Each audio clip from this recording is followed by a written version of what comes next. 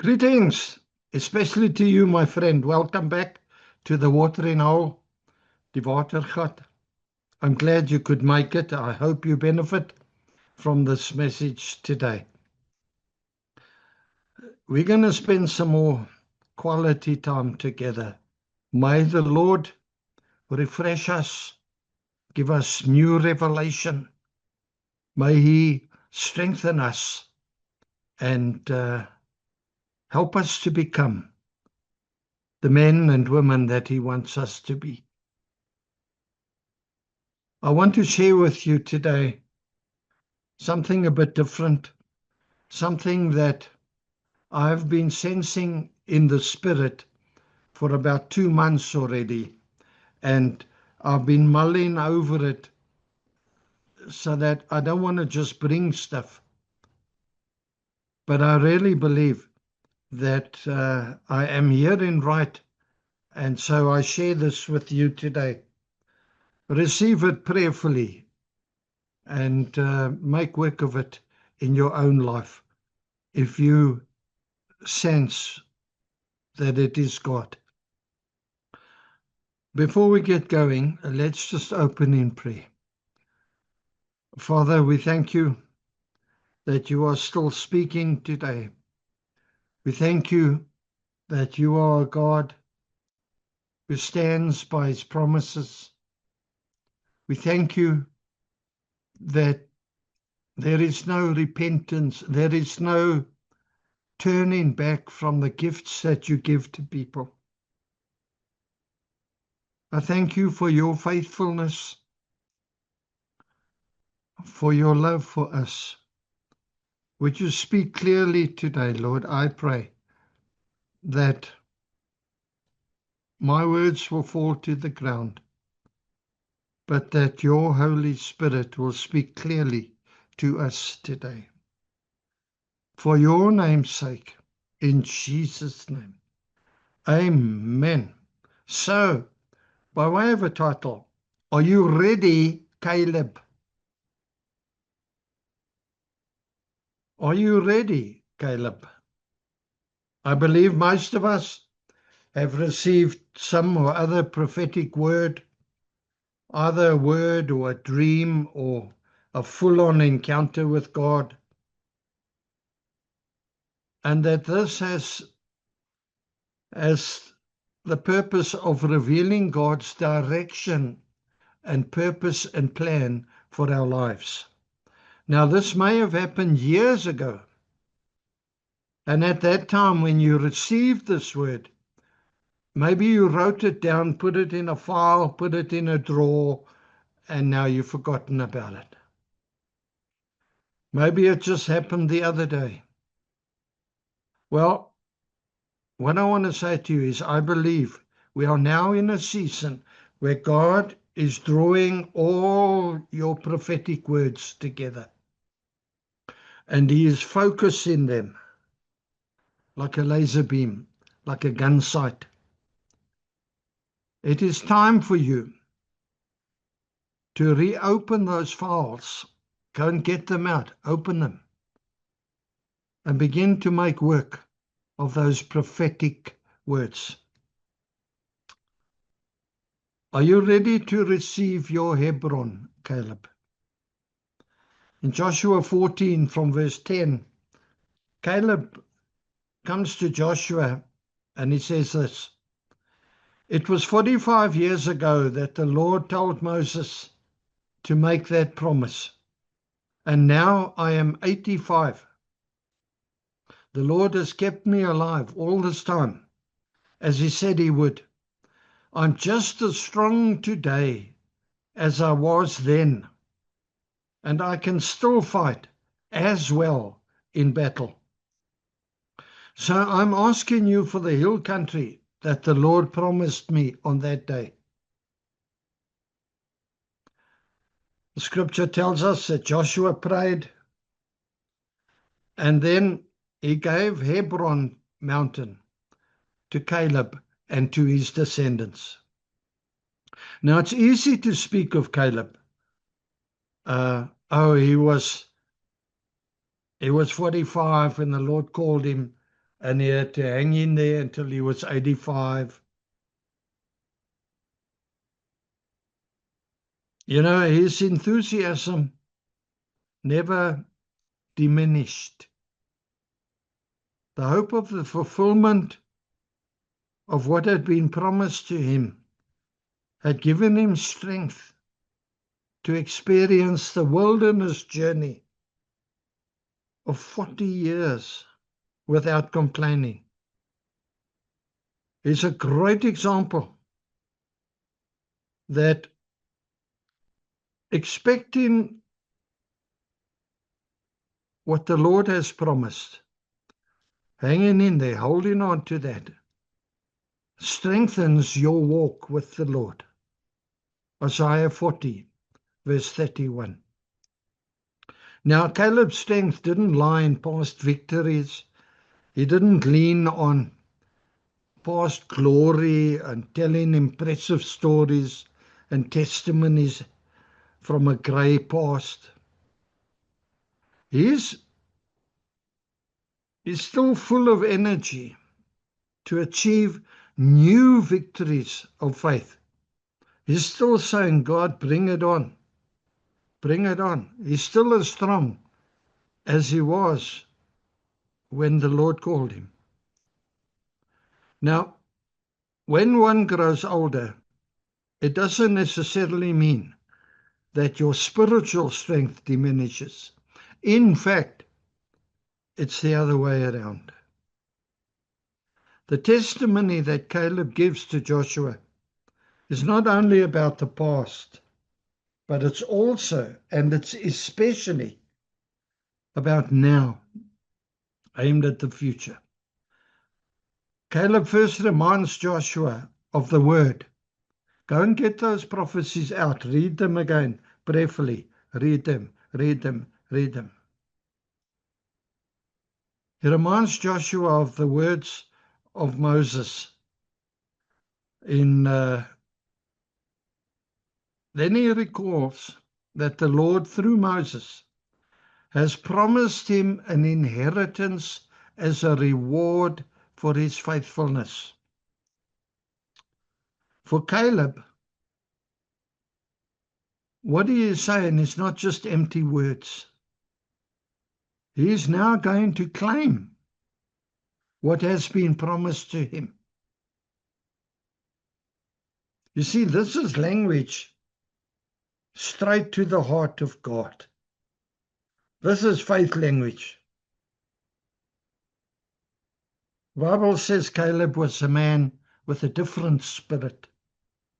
He served the Lord wholeheartedly met alles wat hy het. That's how he did everything, and that's how he still wants to do it now. And you see, neither should you and I be lukewarm Christians, watered down. I heard a song the other day, and one of the lines brought me to tears. It's a woman singing about, come, Lord, may today be the day. It's been so long. I don't know about your life, but in my life, it has been so long since I first received the Lord. But you know, Caleb remained devoted to his mission with all of his heart. Joshua 14, verse 8. That dedication is still there on this day that he stands before Joshua and claims his inheritance in God. But you know, it's easy to talk. 40, 45, and he waited 40 years. But let's look at that. He was 45. God says, come, I want you to do something for me, and I've got a reward for your faithfulness. And Caleb buys into it. And he waits, he prepares, gets himself ready, and he waits. And he turns 41. He turns 42.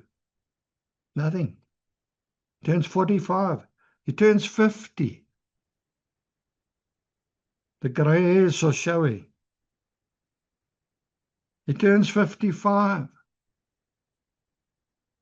He turns 60. Kids have left the house.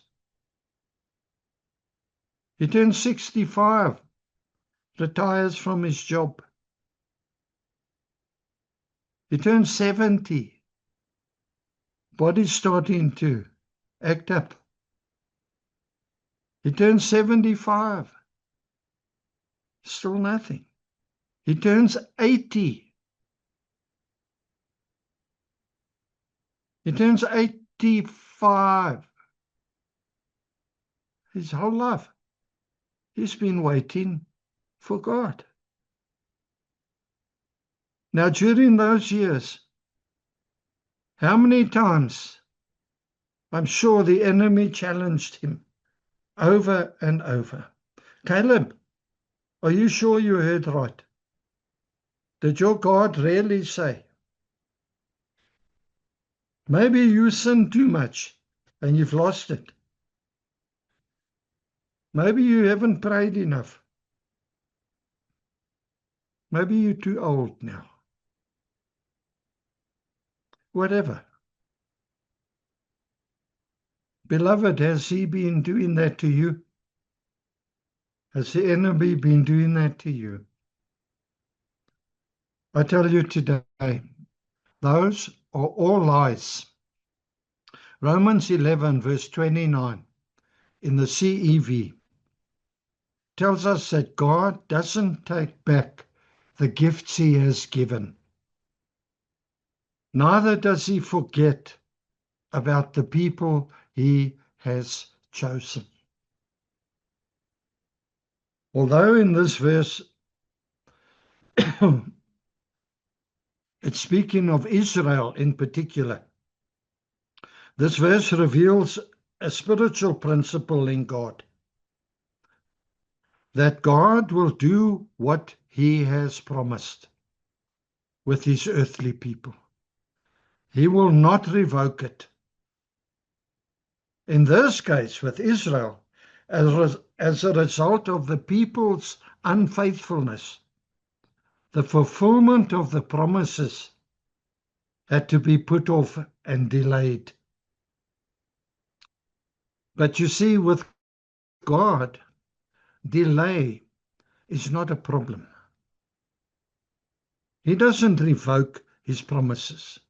He doesn't change his mind regarding his promises and his call to the people. I'm telling you, go get those words out and make work of them. How do you make work of them? Two ways. Pardon me. You understand God's process and you understand your response. God's process, with your prophetic word, God has to bring your character to the level of your calling. That might mean geographical or relational changes have to happen. Maybe you have to move, or somebody else has to move. He has to add people to your life, or maybe remove some from your life. There's things that have to happen. And timing is of the utmost importance. God is never early, he's never late. He is. The thing is, the timing of God isn't always revealed to us. We have to press into it. That's part of the work you've got to do. Through prayer, through patience, through walking close with God and staying there, having no unconfessed sin in your life. To understand your response Are there things in your life that the Holy Spirit is showing you that are limiting or hindering the fulfillment of the word? Is there something God has already told you to do or to deal with, and you haven't? Secondly, are you in agreement with God? Are you in faith that that prophetic word is God's will for your life? If you are you speaking it into being? Are you proclaiming it? Are you planning for it? Are you praying it into being? There's work to be done. So that's all I want to say today about this. I sense that God is bringing the prophetic words over our lives into the front of the desk again, into the light. And you and I need to go back and have a look at them. Even things that maybe you've forgotten. When we pray now, let's ask the Holy Spirit to show us things that are hindering and to show us things that God has told us to do that we haven't done. And then let's ask God to show us if there are character flaws that we need to deal with. You don't want to miss God's plan for your life. Caleb, 85, an old man, still as strong as ever, ready for God. Come on, you can do it. God would never call you to do something that is impossible for you to do. And He enables you for the long haul. Let's pray. Father, I thank you that our lack of performance, our unfaithfulness, doesn't make you change your mind. I thank you that it just means we take another lap around the desert. There are delays and delays. Lord, we don't want to die with the music still in us. We come to you now like Caleb. We say, Lord, what I have said just now, would you show us hindrances to the fulfillment of your purposes? Would you show us character flaws that we need to desperately deal with? And will you show us, Lord, what it is that we need to see? Tell us what we need to hear. Remind us, Lord, of things you've told us to do, told us to deal with, and we haven't yet. Please help us, we pray. By faith we receive that. Show us how to serve you wholeheartedly for all of our days. And my friend, if you're watching, you don't know Jesus as your King, as your personal Savior, your Messiah. God has a plan for your life. You are not a mistake. You're not dropped on this planet by some spaceship and you're wandering around waiting for somebody to come and pick you up and save. No, nobody's going to save you. Jesus did on the cross. Will you make a decision today to make work of your salvation? Go and see a pastor. Take all your questions. Ask God to reveal himself to you in a way that you will know and understand that He is real. Father, I thank you for today. I seal this word now with the blood of Jesus. I forbid the enemy from stealing any of it. In Jesus' name, amen. That's a lot and all I got. With love from me to you. Until we meet again, shalom, shalom. May the Lord richly bless you. In Jesus' name, amen.